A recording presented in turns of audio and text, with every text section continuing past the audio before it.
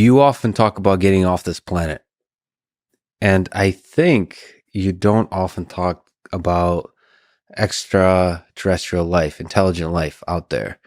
Do you wonder about this kind of thing, about intelligent civilizations out there? I do, but I try to not wonder about it in a particular way. Um, in a certain sense, I do find that speculating about Bigfoot and the Loch Ness Monster and space aliens is kind of a recreation for when things aren't going very well. Uh, at least it gives us some meaning and purpose in our lives. So I worry about, for example, the simulation hypothesis is taking over from religion. You can't quite believe enough to go to church or synagogue or the mosque on the weekend. So then you just take up an interest in the simulation theory because that's something like what you do for your job coding. I do think that in some sense, the issue of aliens is a really interesting one, but has been spoiled by too much sort of recreational escapism. The key question that I find is, let's assume that it is possible to look out at the night sky and see all of these distant worlds and then go visit them. If that is possible, it's almost certainly possible through some as yet unknown or not accepted theory of physics beyond Einstein.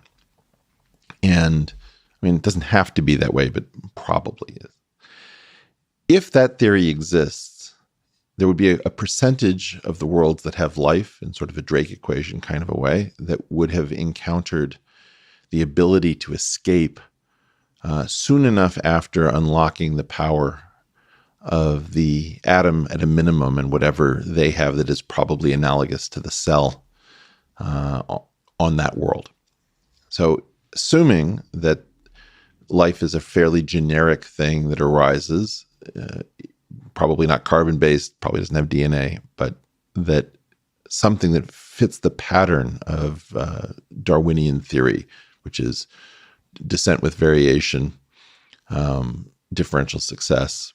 And thereby constantly improving and so on, that through time, there'll be a trajectory where there'll be something increasingly complex and fascinating and beautiful like us humans, but much more. That can also off-gas whatever entropy it creates to give an illusion that you're defeating thermodynamics, right? So whatever these things are, probably has an analog of the bilipid layer so that cells can get rid of the chaos on one side of the barrier and keep order on the other. Whatever these things are that create life, assuming that there is a theory to be found that allows that civilization to diversify, we would have to imagine that such a civilization might have taken an interest in its concept of the universe and have come here. They would come here. They would have a deep understanding of the physics of the universe sufficient to have arrived here. Well, there's two questions, whether they could arrive physically and whether their information could be sent here and whether they could gain information from us. It's possible that they would have a way of looking into our world without actually reaching it. I don't know. But yes, if my hope, which is that we can escape this world, can be realized, if that's feasible, then you would have to imagine that the reverse is true and that somebody else should be here.